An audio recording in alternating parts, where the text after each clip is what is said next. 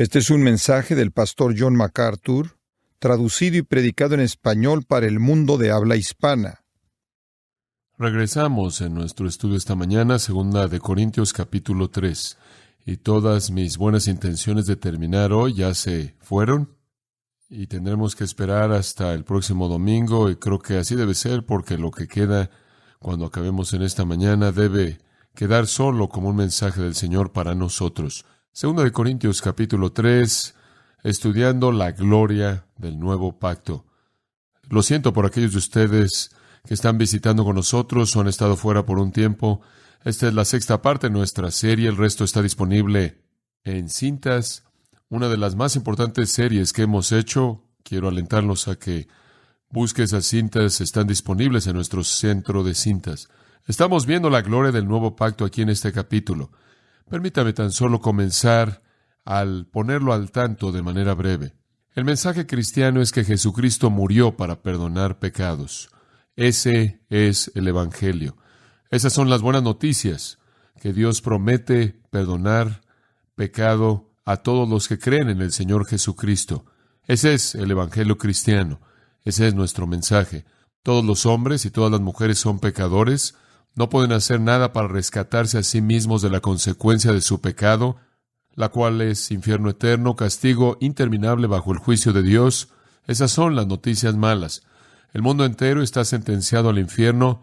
Toda boca está cerrada. El mundo entero es culpable. Toda persona viva, pasado, presente y futuro, y todos van camino al infierno. Las buenas noticias son que Cristo Jesús, Dios en carne humana, vino al mundo para pagar el castigo por los pecados del mundo.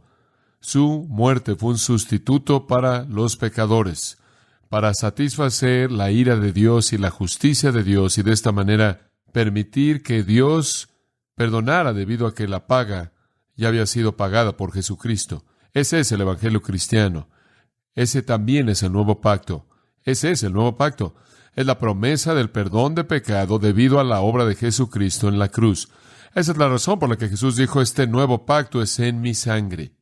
Es un pacto ratificado por sangre derramada. El nuevo pacto, el Evangelio, las buenas noticias, el mensaje cristiano, todo es lo mismo.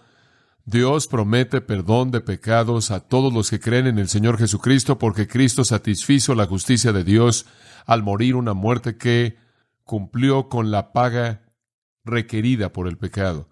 La muerte de Jesús en la cruz, por lo tanto, no fue una muerte por Él, sino fue una muerte por usted y por mí, por nuestros pecados. Y permite que Dios nos ofrezca la promesa de perdón completo si nos arrepentimos y creemos. Ese es el nuevo pacto en su sangre. Esa es la promesa. El pacto es promesa. Esa es la promesa. En el pasaje que tenemos aquí, comenzando en el versículo 6 hasta el versículo 18, el Espíritu Santo presenta a través del apóstol Pablo la superioridad de este nuevo pacto comparado con el antiguo pacto que vino a través de Moisés. El apóstol Pablo en el versículo 7 llama al antiguo pacto un ministerio de muerte, y en el versículo 9 lo llama un ministerio de condenación. Pablo dijo, vi la ley de Dios y morí. Vi que pecador era y me mató. Tuvo la intención de llevar al pecador a la desesperanza, y en su desesperanza él correría a Dios y diría, no puedo guardar la ley, no puedo guardar el estándar, sé que estoy bajo la maldición de la muerte, por favor perdóname. Y con un espíritu penitente y quebrantado y contrito, el pecador se arrojaría a la misericordia y a la gracia de un Dios perdonador. Como leímos en el Salmo 99 esta mañana, sabemos que ellos sabían que Dios era un Dios perdonador, que era un Dios perdonador y que Él daba gracia, misericordia y perdón al que venía y pedía. Rechazamos cualquier mensaje que predica salvación por obras, por moralidad, por ceremonia, por ritual. El único predicador verdadero, versículo 6, dice, es el que es un siervo del nuevo pacto. Y debemos predicar que toda persona debe venir a Jesús, el mediador de un nuevo pacto, como Hebreos 12:24 dice, si quieren ser salvos. Inclusive los santos del Antiguo Testamento, quienes, claro, vivieron mucho tiempo antes de que Cristo naciera, aún así tenían que venir a Dios y rogar por misericordia y gracia, la cual Dios les daba en base a la muerte de Cristo que no había sucedido, pero cuando sucediera tendría un efecto retroactivo. Entonces aprendimos que los santos del Antiguo Testamento fueron salvos por la muerte de Cristo. No entendieron eso de manera plena. Estoy seguro de que sabían que Dios proveería por ellos, así como Abraham sabía que Dios proveería un cordero. Ellos sabían, pero no podían ver. Sin embargo, el efecto de la muerte de Cristo fue retroactivo, y entonces Le permitió a Dios la libertad de perdonar pecado en el Antiguo Testamento, y aún así ser justo y recto, porque ese pecado será expiado en el sacrificio del Cordero que fue matado desde antes de la fundación del mundo. Y llegaron falsos maestros a Corinto y estaban predicando Antiguo Pacto, y Pablo estaba escribiendo y diciendo: no son maestros verdaderos, no son apóstoles verdaderos. Un predicador verdadero y un maestro verdadero y un apóstol verdadero es un siervo del Nuevo Pacto. Predicamos el Evangelio. Ese es el Nuevo Pacto, las buenas noticias. Él se está defendiendo a sí mismo en esta epístola, y aquí él se defiende a sí mismo como un predicador verdadero, en contraste a aquellos predicadores falsos, porque él predica verdad del Nuevo Pacto, y después él entra en el versículo 6 a explicar la superioridad del Nuevo Pacto. Es superior al Antiguo por varias razones. Ahora permítame darles las que ya cubrimos. 1, da vida, versículo 6. El Antiguo mata. El Nuevo, ministrado por el Espíritu, da vida. En segundo lugar, provee justicia. El Antiguo, versículo 7, es un ministerio de muerte. Versículo 9 es un ministerio de condenación. El Nuevo Pacto es un ministerio de justicia, abundando en gloria, dice el versículo 9. En tercer lugar, el Nuevo Pacto es permanente. Permanente. Esa es la razón por la que en el versículo 11 al final dice: el Nuevo Pacto es aquello que permanece. No está desvaneciéndose, permanece. Nunca más habrá otro. Este es el último, este es el final, esta es la culminación, este es el punto elevado, esta es la conclusión. Da vida, provee justicia, es permanente. En cuarto lugar, trae esperanza. En el versículo 12 dice: así que, teniendo tal esperanza, usamos de mucha franqueza. El Nuevo Pacto es un pacto de esperanza. Después, en quinto lugar, vimos que era claro. Recordamos ahora que todo esto está presentado en torno al incidente de Éxodo 34, en donde Moisés vio la gloria de Dios y se colocó un velo sobre su rostro. Y hablamos de eso la última vez al terminar, que Moisés tenía que colocarse un velo sobre su rostro.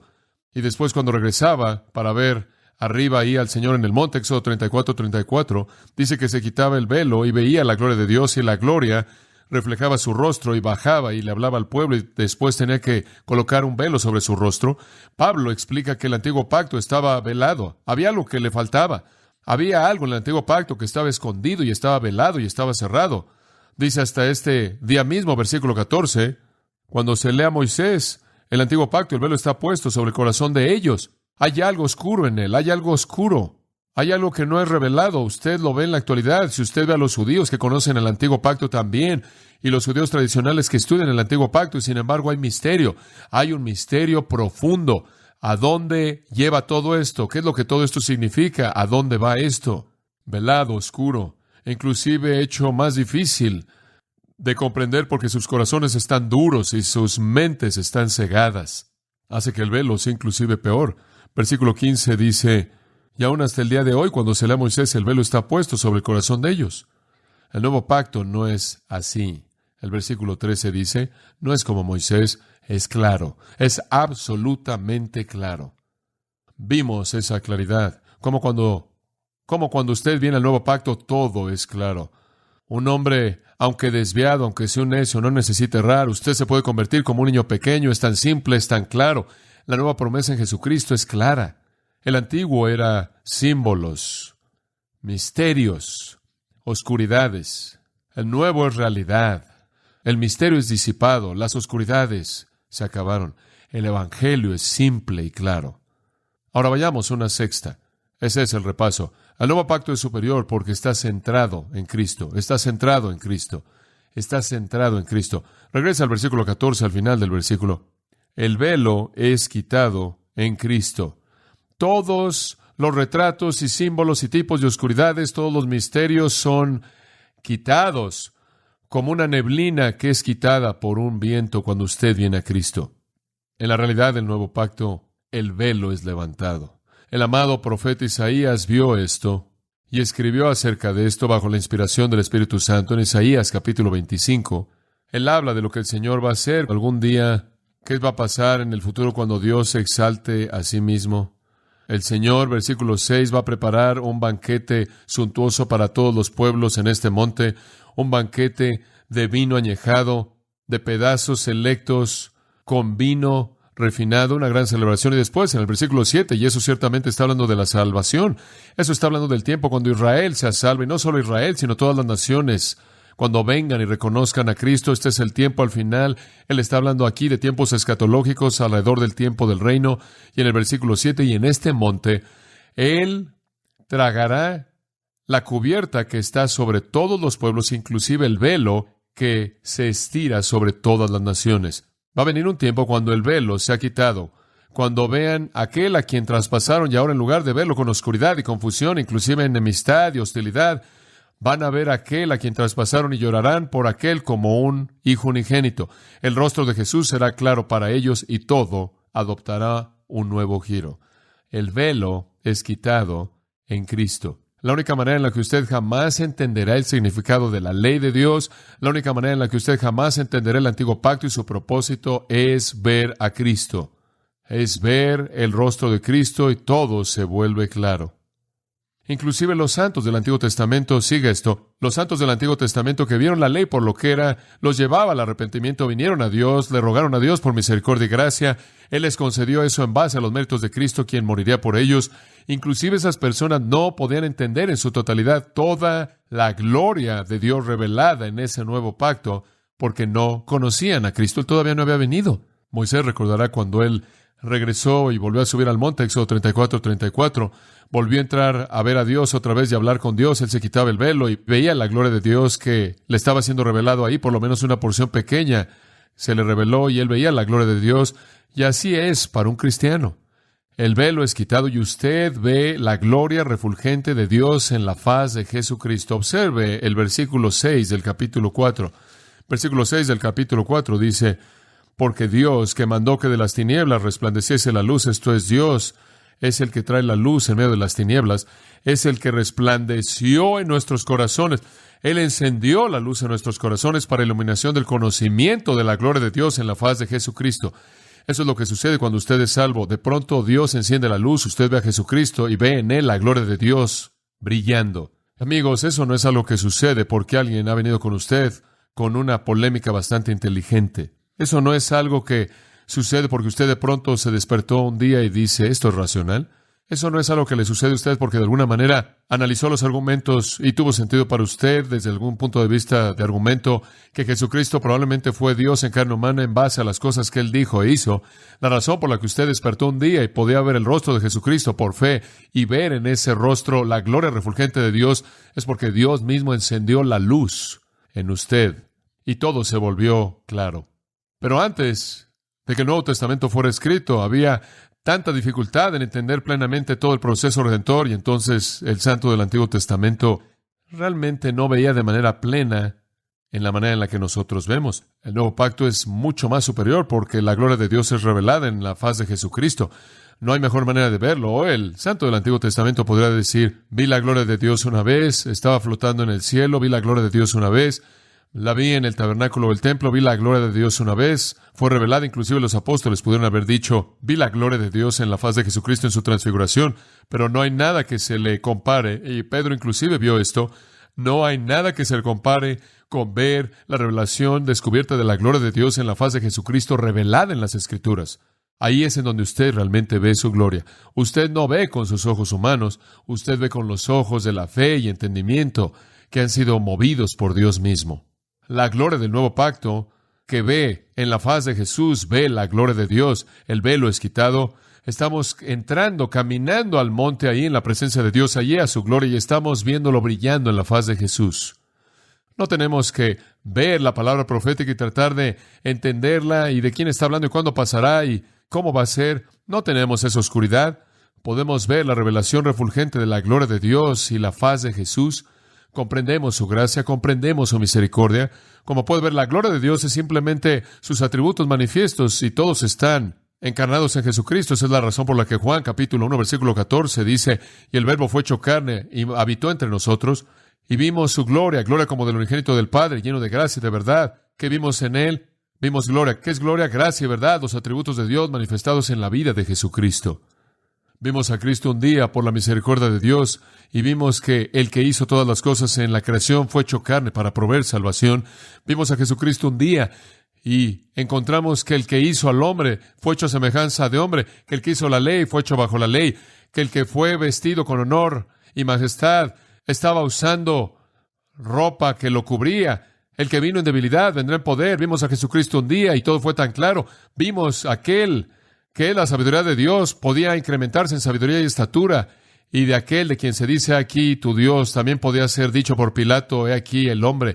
Vimos a Cristo y vimos a aquel ante quien toda rodilla se doblará, doblar sus rodillas y lavar los pies de los discípulos. Vimos a Cristo y vimos al que no conoció pecado, quien no cometió pecado, quien no tenía pecado, en quien no había pecado, y Él estaba llevando nuestros pecados en su propio cuerpo en la cruz. Un día la luz brilló y vimos a Cristo, y vimos al que la tierra rechazó. No era ningún otro que el cielo aceptó. Vimos al que llevó la corona de espinas, que iba a ser coronado con gloria y honra, el que estaba en un árbol, iba a estar en un trono. El que apareció para quitar el pecado ahora estaba apareciendo en la presencia de Dios por nosotros.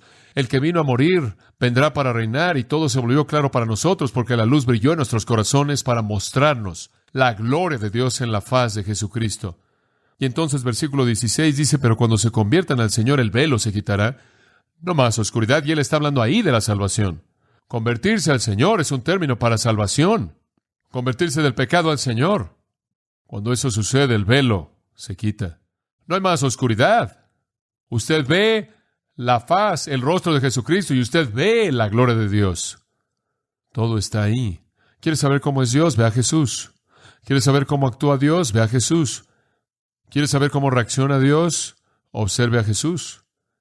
Él es la gloria de Dios, manifiesta en carne humana.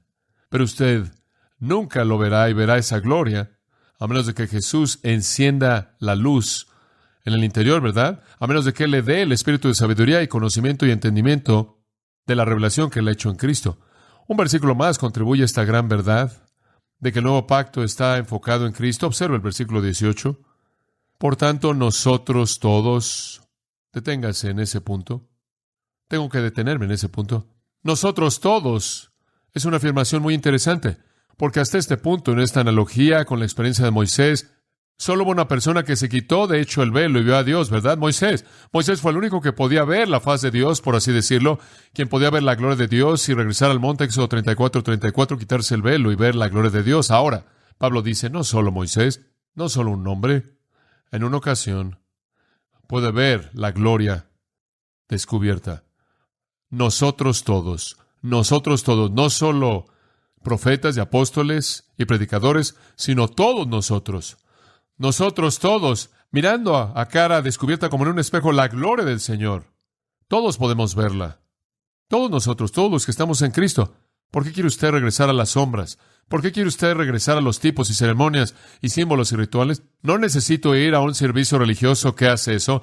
Quiero ir a un servicio religioso que exalta a Cristo. ¿Por qué? Porque veo la gloria de Dios en la faz de Jesucristo. No necesito ver inmobiliario santo. No necesito meterme en ceremonias y rituales y rutinas. Solo quiero ver a Cristo revelado. Usted no tiene que mostrarme los símbolos. Puedo tomar la realidad. No es demasiado para mí. El velo fue quitado y puedo ver la gloria de Dios revelada en la faz, en el rostro de Jesucristo. Él usa una pequeña expresión simple. Él dice, es como ver en un espejo. ¿Y por qué escoge él eso? Bueno, debido a su claridad, debido a su intimidad. Usted no debe tomarlo más allá de eso. El énfasis no está en la idea del espejo y lo que un espejo hace, pero la idea de que usted puede tomar eso a esa cercanía, a esa intimidad y verlo de frente. Los espejos, por cierto, eran metal pulido. Y en un tiempo en el que no habían lentes y obviamente la mayoría de la gente tiene problemas de ojos, la gente no veía con claridad. Pero usted puede ver claramente la gloria de Dios en la faz de Jesucristo como un pedazo de metal pulido preparado de una manera tan fina como puede ser posible prepararlo, para hacer que la visión sea tan clara como puede ser posible que sea. Acérquelo a su rostro y véalo. Eso es lo que él está diciendo. Nuestra visión de la gloria de Dios en la faz o en el rostro de Jesucristo es clara en el nuevo pacto. Un pequeño comentario a pie de página. No puedo resistir esto. Esos espejos de metal antiguos eran hechos de metal pulido, tan maleables como el metal podía ser, por difícil que fuera el golpearlo y hacerlo plano. Aún así tenía algunas olas. No sería perfecto. No tenía la técnica que tenemos en la actualidad. Y entonces la visión sería más clara que cualquier otra cosa y absolutamente sin estorbos, porque no hay nada entre mis ojos y lo que estoy viendo.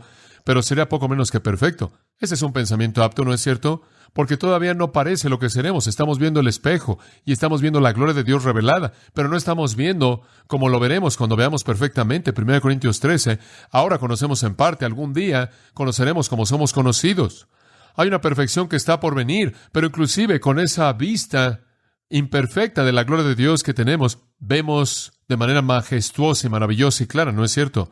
Con una vista sin obstrucciones en el rostro de Jesucristo. Jesús es en quien la gloria de Dios se vuelve visible. Mateo 17, subieron al monte, Jesús simplemente, de hecho, les mostró eso. Hizo un lado el velo de su carne, versículos 1 y 2, dice, y fue transfigurado delante de ellos. Pedro escribe de eso, y en 2 de Pedro 1, él dice, estuvimos en el Monte Santo y vimos su gloria. Él es la gloria de Dios revelada a los ojos de la fe. Una persona que no es cristiana ve a Jesucristo y no lo ve, ¿verdad?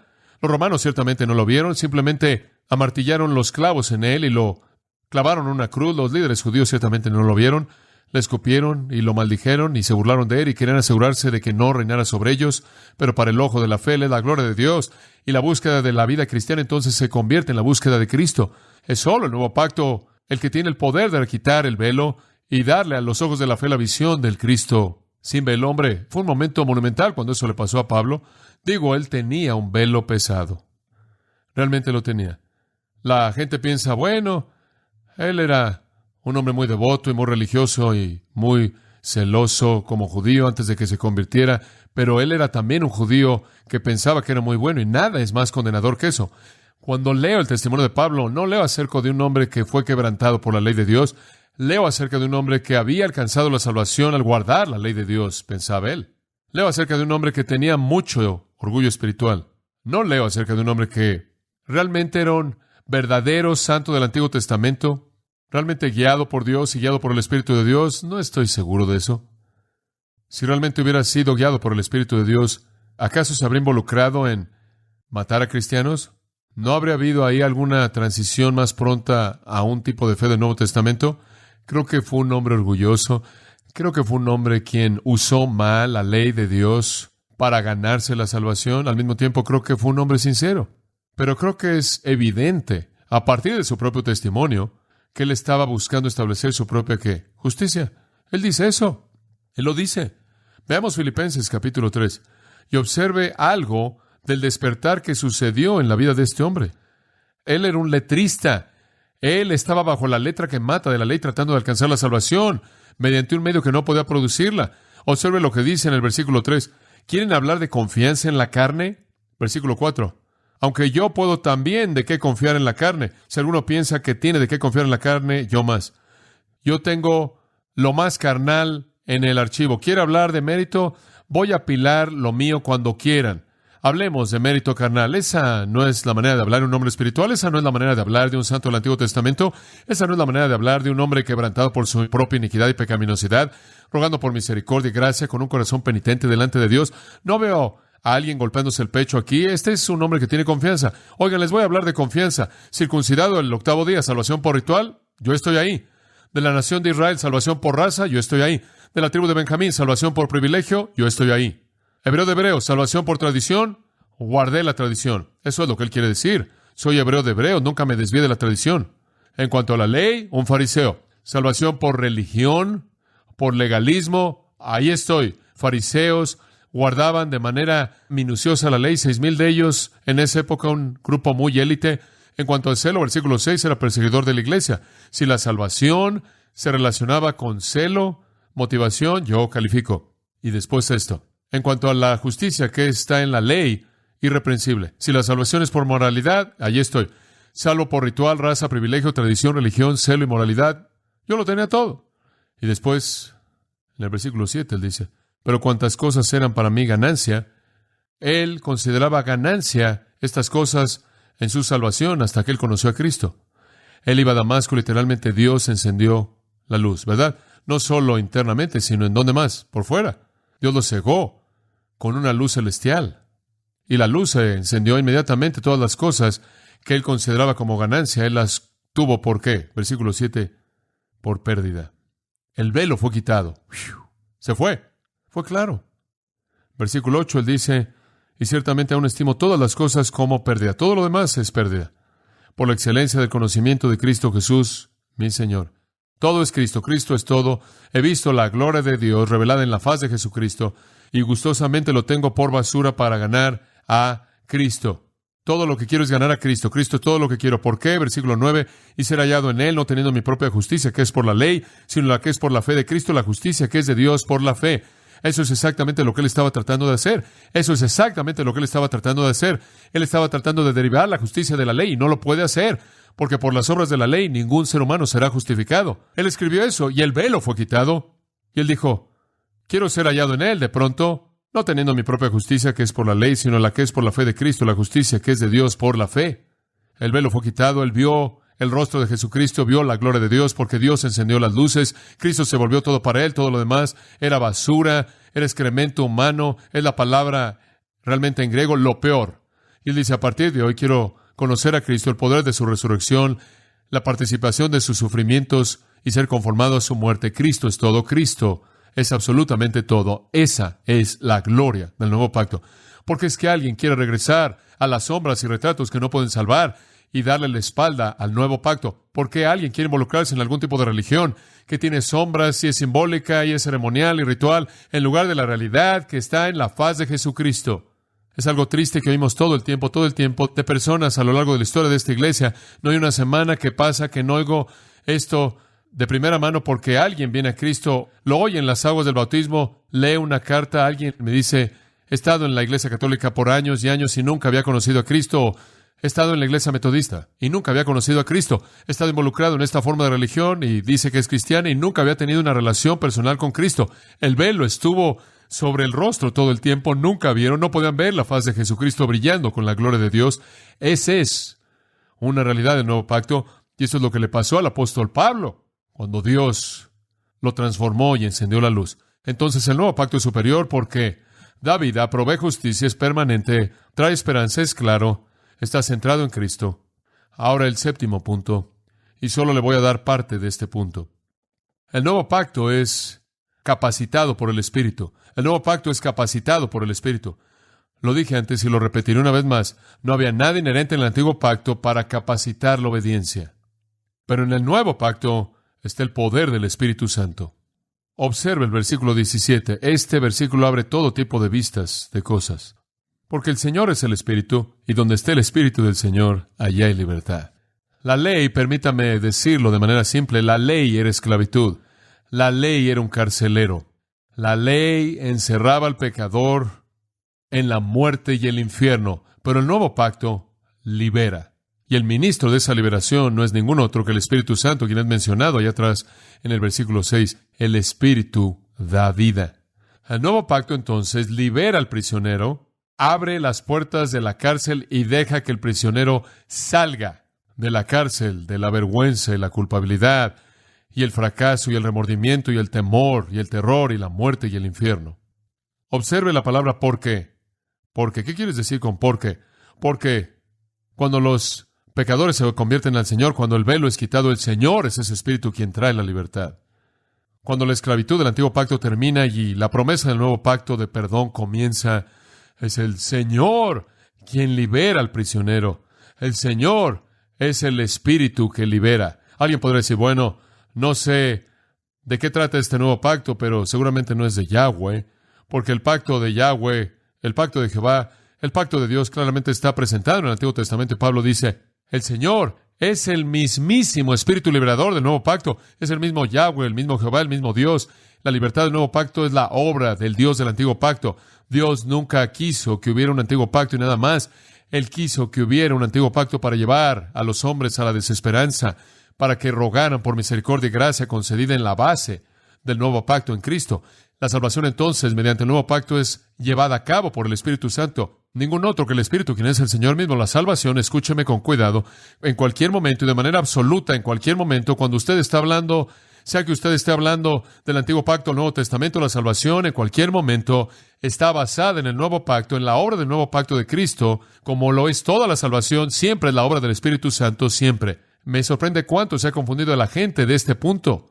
No hay razón para estar confundido. El Espíritu del Señor es el agente salvador, fue el agente salvador, siempre será el agente salvador.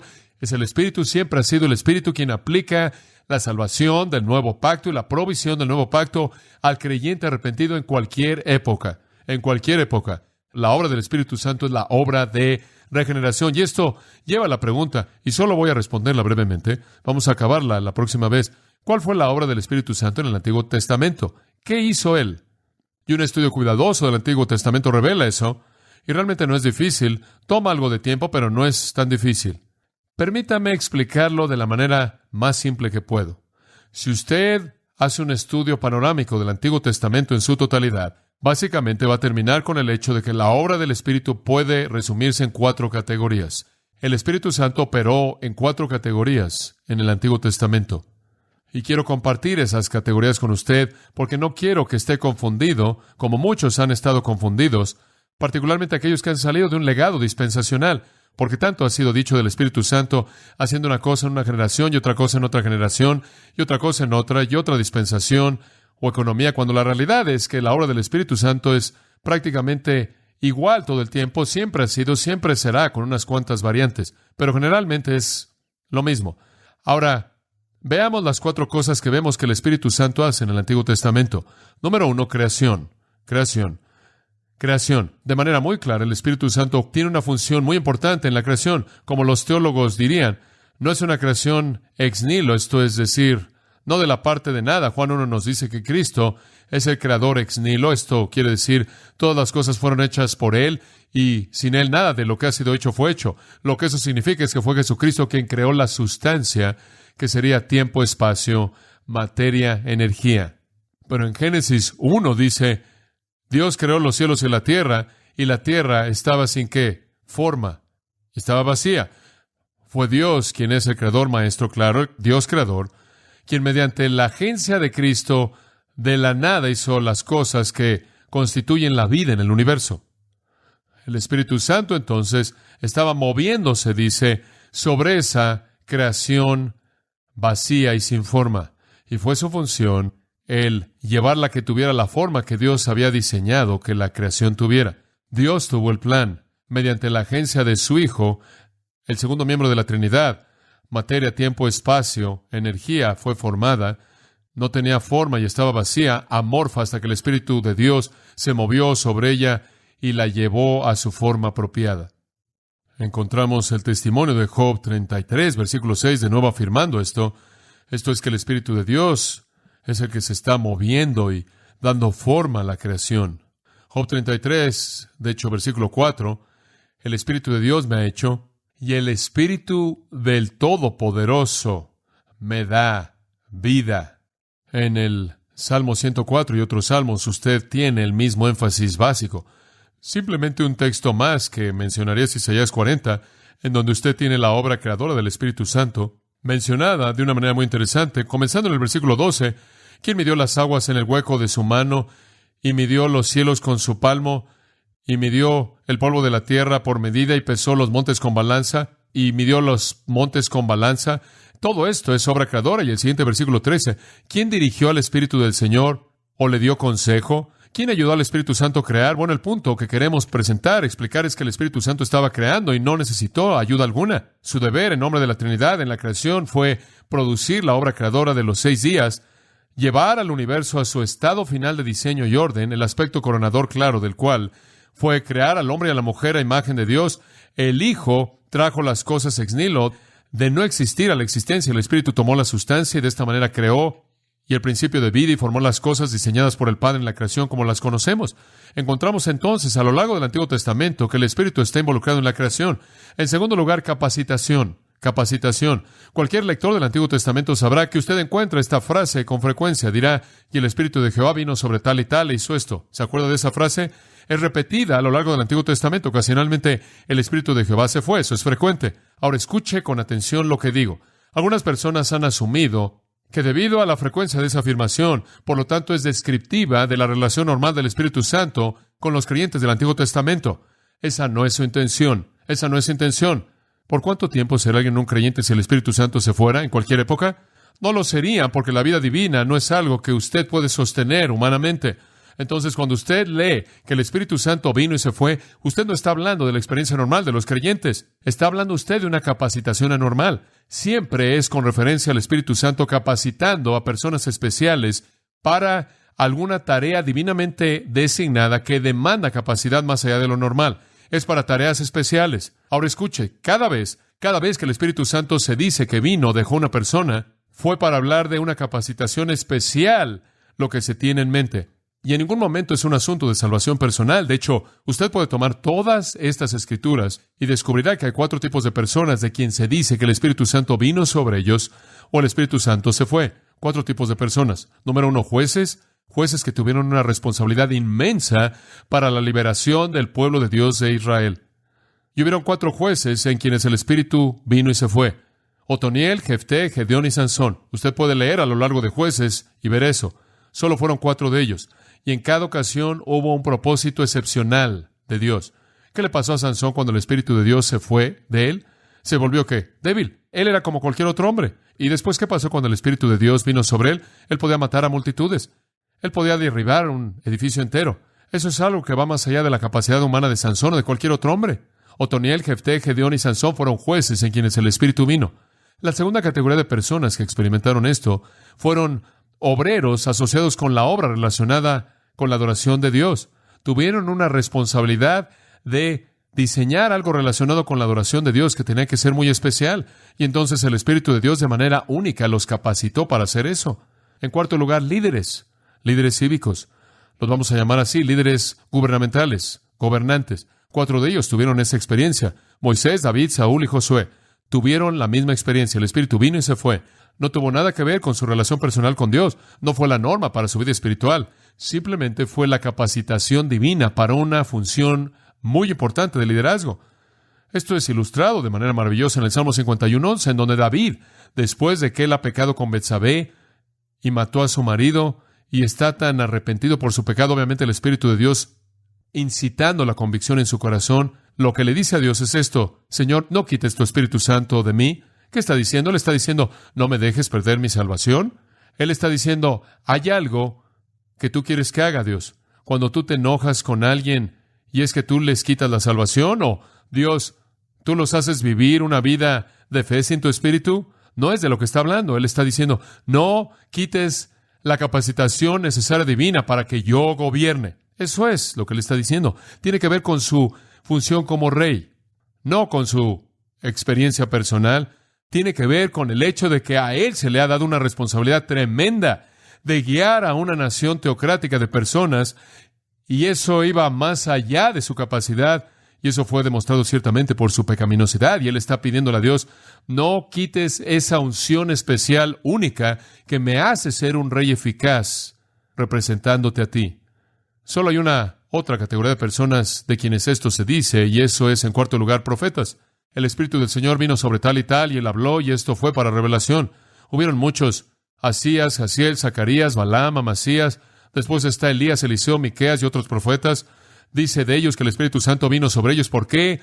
Para tener una capacitación única y especial de un deber único relacionado con la revelación de Dios. Una ilustración entre muchas podría ser tomada de Ezequiel capítulo 11.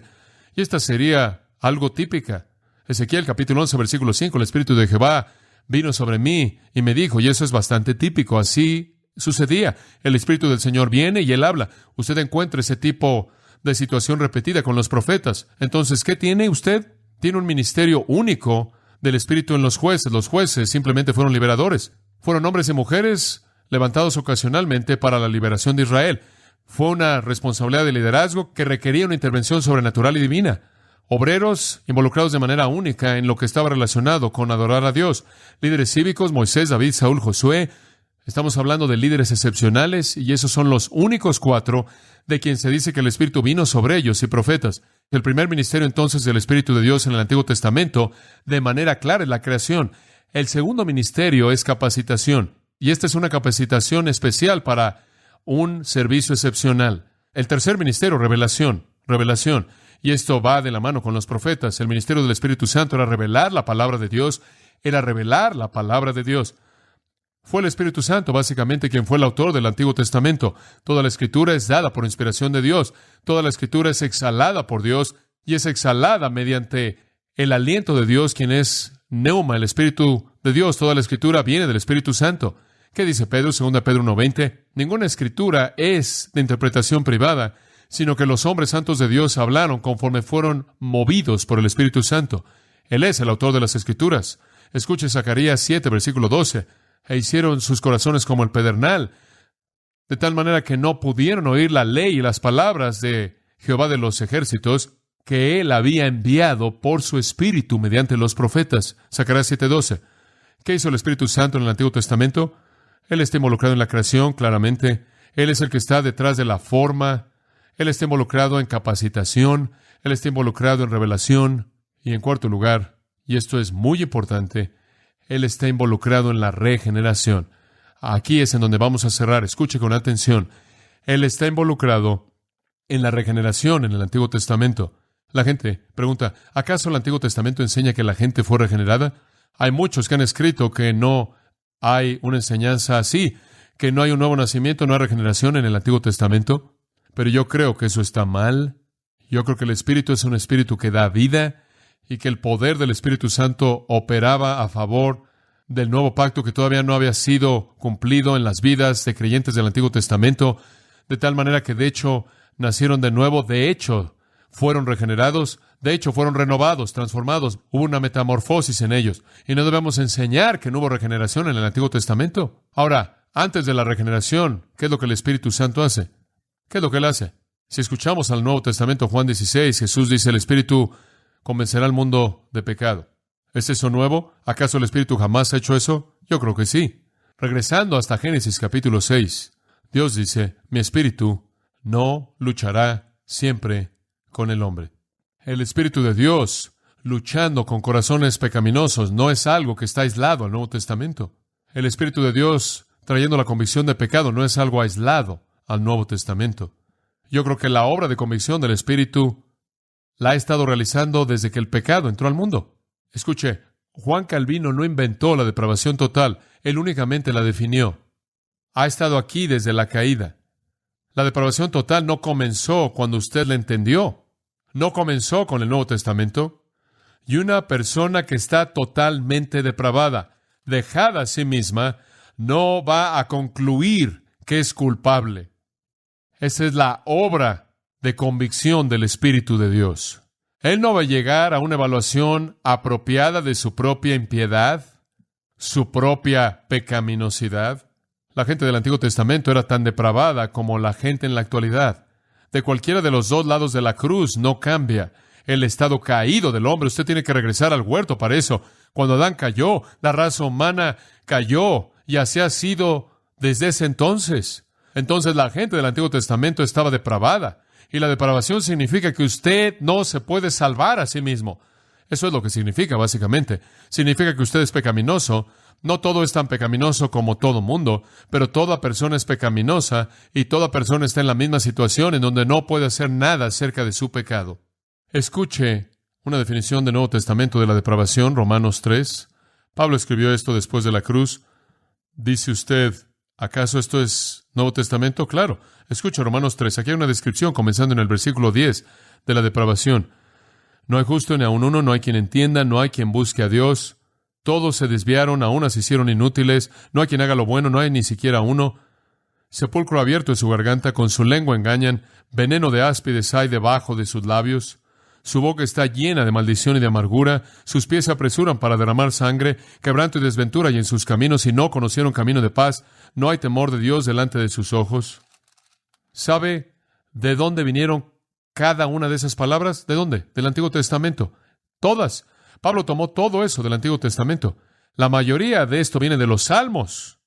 Esa es una descripción de la depravación del hombre. Ahora dígame usted, ¿cómo es que cualquier persona depravada que está tan mal por sí misma va a venir a Dios? No puede pasar. ¿Cómo puede pasar? Mediante la intervención del Espíritu de Dios.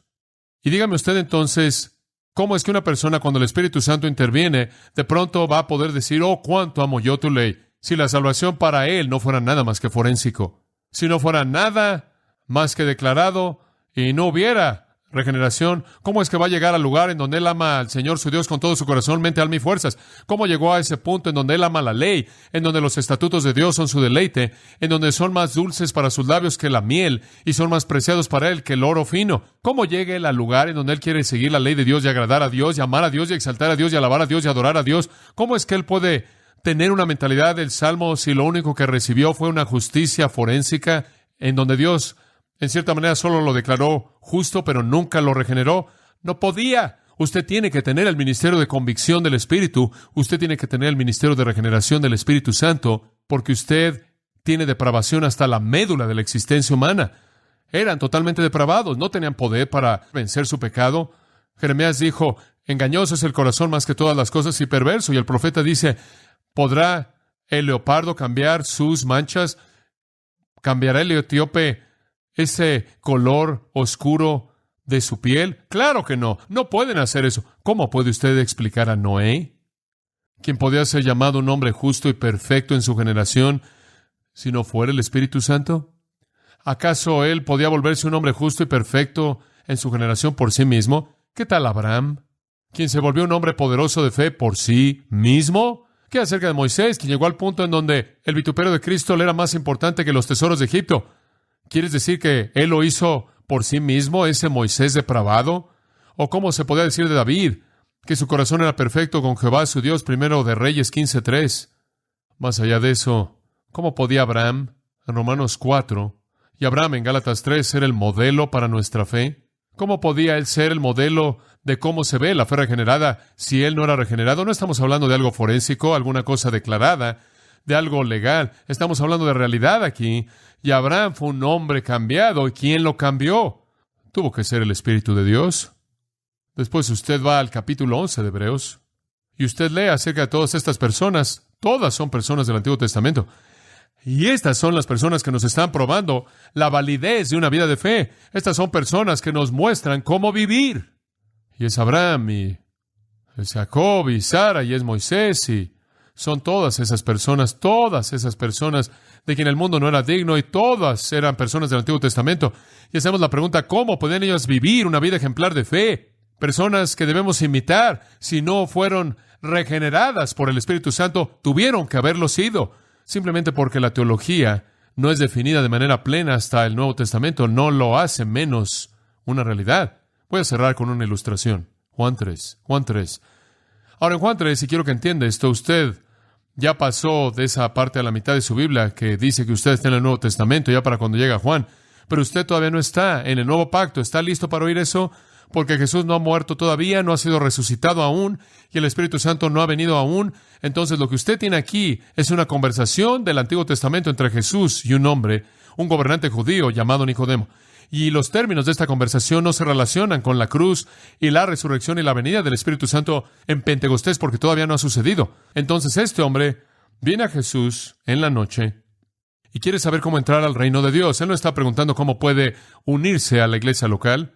Él quiere saber cómo entrar al reino. Y en el versículo 3, Jesús le dijo, de cierto te digo, que el que naciere de nuevo no puede ver el reino de Dios. Tienes que ser transformado. Ahora, ¿acaso esa es alguna verdad del Nuevo Pacto? No. Esa es una respuesta estándar para un judío viviendo antes de la cruz acerca de lo que sucede si usted va a entrar al reino. Usted tiene que ser regenerado. Usted tiene que ser transformado. De lo contrario, no va a haber el reino de Dios. No es solo para personas que tienen una justicia declarada, es para personas que han sido regeneradas, que tienen un principio de vida nueva en ellos. Nicodemo le dijo, ¿cómo puede un hombre nacer siendo viejo? ¿Puede acaso entrar por segunda vez en el vientre de su madre y nacer? Ahora, antes de que usted juzgue erróneamente a Nicodemo y piense, ¿qué cosa tan torpe decir? Él no está diciendo eso. Digo, este es un hombre brillante, este es un hombre muy inteligente. Lo que él está preguntando es, estoy tan metido en el camino de la religión ahora que, ¿cómo voy a comenzar con esto otra vez? ¿Qué estás diciendo? Como puede ver, para ellos la religión era una vida entera de alcanzar la justicia. ¿Entiende eso? Simplemente como Pablo. Y él está diciendo, ¿qué? Ya estoy tan lejos, tan avanzado en este asunto y he acumulado mi lista de cosas como Pablo, que está en la columna de ganancia. ¿Cómo voy a comenzar con esto otra vez? Y respondió Jesús, mira, de cierto te digo que el que no naciere de agua y del Espíritu no puede entrar en el reino de Dios. Y el agua del Espíritu viene de Ezequiel 36, en donde en el nuevo pacto, en la salvación que Dios va a proveer a través de Cristo en el nuevo pacto, que fue aplicada, claro, a los santos en el antiguo, allá hay una limpieza, hay un lavamiento, y a eso se refiere el agua, y ahí está una obra del Espíritu Santo. Él dice, mira, no vas a entrar al reino fuera del Espíritu, versículo 6. Lo que es nacido de la carne, carne es, y lo que es nacido del Espíritu, Espíritu es. Y si tú continúas acumulando las cosas carnales, acumulando la justicia carnal, es simplemente más y más carne. El reino espiritual depende del Espíritu de Dios.